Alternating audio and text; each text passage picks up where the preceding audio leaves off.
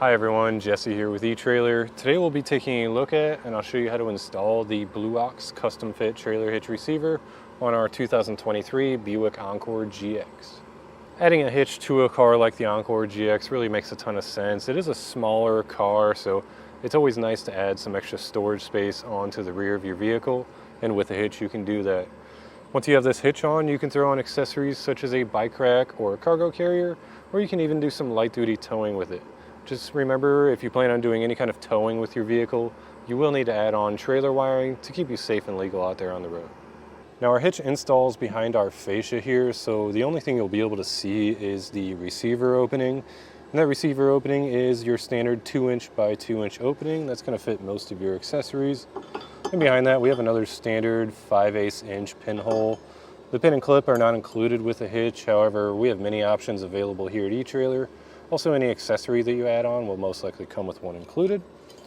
And we have a sturdy safety cable loop here, very easy to access with whatever style safety cable you have. For example, this large clevis or an S like this. Now we'll take some quick measurements. We'll start with our ground clearance. From the ground to the top of the inside of the collar here is about 11.5 inches. That's on the low side for sure, so any accessory or ball mount that you add on, I'd look for something with a slight rise to it. Then from the center of our pinhole to the edge of our bumper here is about 4 3/4 inches. Keep that number in mind for any folding accessory that you add on to ensure that that doesn't make contact with the vehicle. As for our weight capacities with this hitch, we have a gross trailer weight of 3,500 pounds. That's the amount of weight that you can pull behind the vehicle. And then our maximum tongue weight is going to be 525 pounds. That's the amount of weight pushing down on the hitch. Always be sure to double check your vehicle's owner's manual to ensure that your vehicle can handle that weight safely. If you have any questions or concerns about this hitch or anything else we offer here at eTrailer, feel free to reach out to us. We'd be happy to get you pointed in the right direction. As for the installation, as I said, it does install behind our fascia, so you do have to remove the fascia.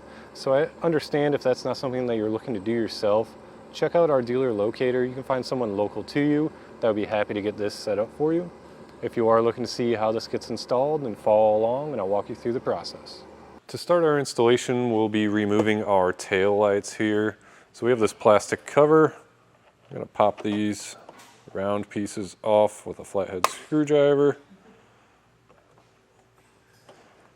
Just get up under it and it will pull out. I'll pop off both of those. And then it looks like behind that we have 2 T10 screws, so I'll grab a drill and take those out. And we'll remove both those screws.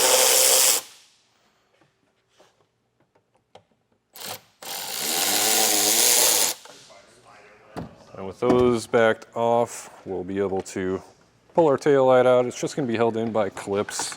Just going to have to carefully work it out. You're trying to pull straight back. You don't want to bend the tail light at all.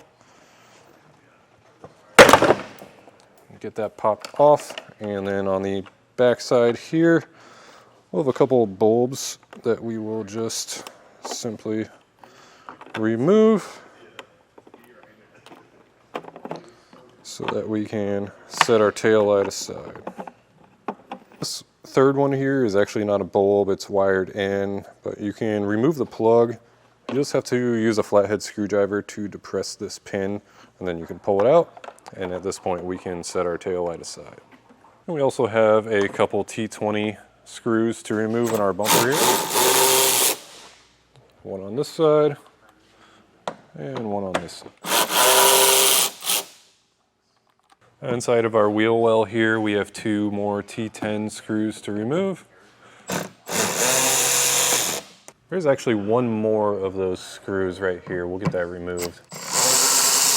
Then from this point on, anything we do on one side, we'll also do on the other. On the bottom of our wheel well here, we have 2 more of the same screws to remove.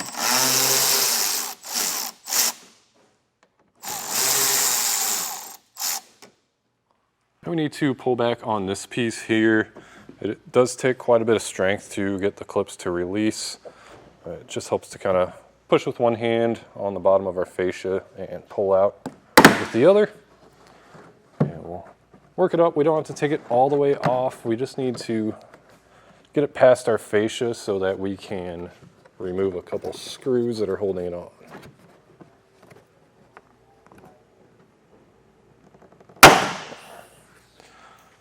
Then I'll use a couple paper towels to prop it up for us. Here's that screw we need to remove. It's going to be 7 millimeters.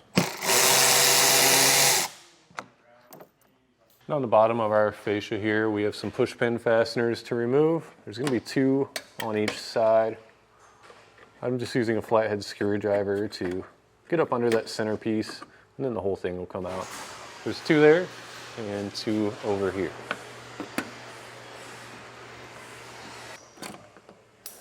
Now I'd recommend grabbing an extra set of hands. I have my friend Daniel here to help me out. We're ready to start removing our fascia. Just want to work it from the outside in by pulling out. It's just going to be held in by a series of clips. So you will have to pull pretty firmly out on it.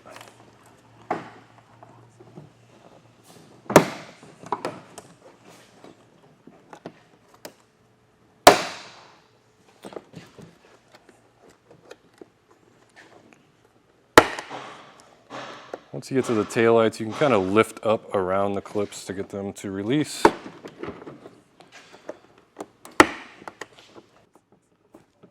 Now we don't want to pull it out too far because we have a plug that we need to unplug. There's a red locking tab that you can push back.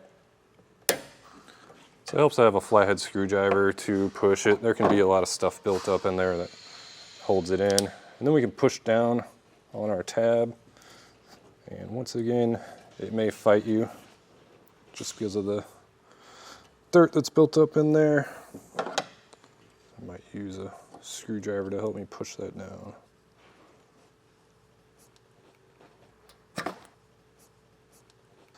And once we have that unplugged, we can set our fascia aside. Now we need to remove our bumper beam, but before we can, we have a gasket that's kind of holding it in place. So what I'll do is I'll just take my razor blade and try to score into it. That way it'll separate easier. So just do that on both sides, go all the way around, and make sure you break some of that gasket up. Now I'll remove the nuts with a 15 millimeter socket.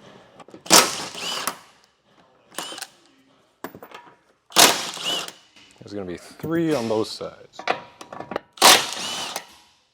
And before we take all of our hardware off, we want to unclip this wiring harness. So it helps to have a trim tool like this, or you can just use a flathead screwdriver and just pry it up and get it out of the way. And I'll continue to take our hardware off.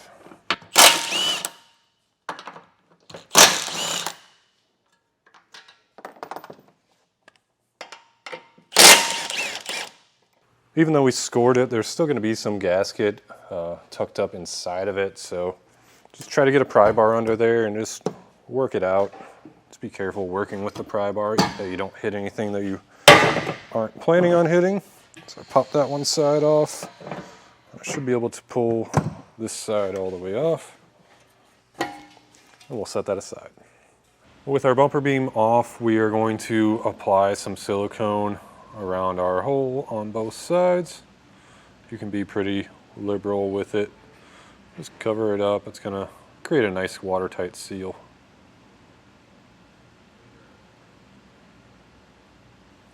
Now we can lift our hitch up into place, just lining it up with those holes. And we will be installing the bumper beam on over this, but I'm going to just temporarily put a nut on. That way I can grab the bumper.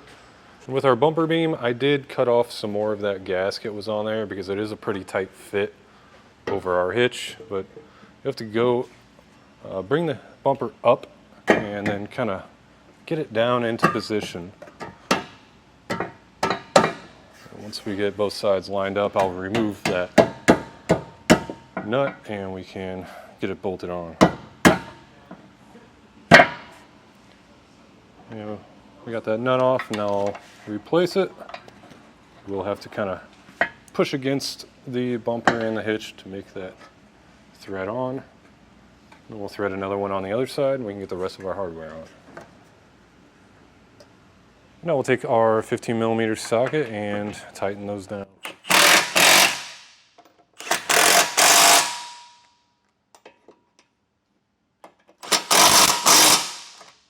Now we'll take a torque wrench and torque everything down to the specifications in the instructions.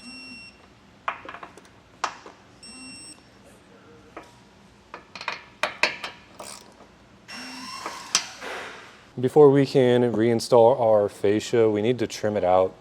It'll have a diagram for you in the instructions. You just want to find center and then base your measurements off of that. I just marked it off with some painter's tape and then I'll use a multi-tool to cut it out.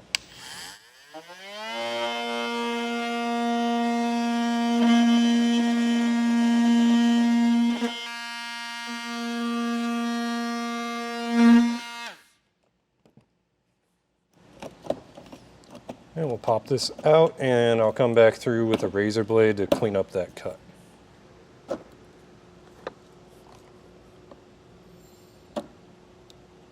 So I did end up making that cutout just a little bit larger than the instructions said. My advice would just be to mock it up and just cut a little bit at a time to make sure you get a nice clean install.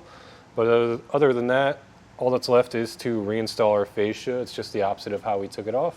But otherwise, that's going to do it for our look at and installation of the Blue Ox custom fit trailer hitch receiver on our 2023 Buick Encore GX.